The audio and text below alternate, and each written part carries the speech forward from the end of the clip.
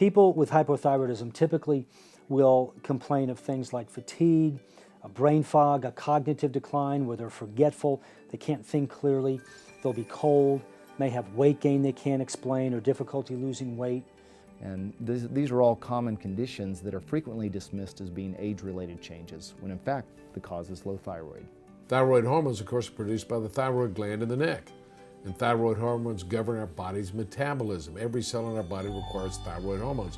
I like to say they're like spark plugs in a car. And so they're what causes the spark to ignite the fuel that drives the engines of our cells. And so if people don't get enough thyroid in their cells, it's like driving a car with not enough spark plugs. It drives, but it runs rough, doesn't run well. Thyroid hormones are important in our cells' production and then utilization of energy. You gotta have energy for the cells to work, for our body to function. Everybody eventually will suffer to one degree or another the adverse effects of decline in thyroid hormone production. When someone is treated for hypothyroidism conventionally, put on a T4 product, their labs will normalize. The TSH level, the T4 levels will go back into the population normal range. But they're not necessarily normal for that individual patient, number one. Number two, T4 is actually the inactive form of thyroid hormone. T3 is the active.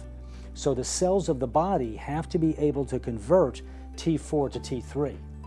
So if you have a problem converting T4 to T3, this is commonly called a conversion defect, then you can have all the T4 in the world, you're not going to be able to use it well, and your symptoms are going to remain.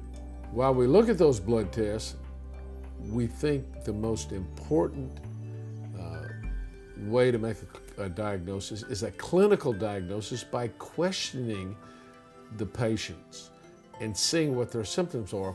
If an individual comes in who has many or all of the classical features of hypothyroidism, no matter what the blood test says, that patient ought to have an opportunity to have a clinical trial of desiccated thyroid to see if that's the problem. And in so many cases, that's what the problem is, and it resolves their problem.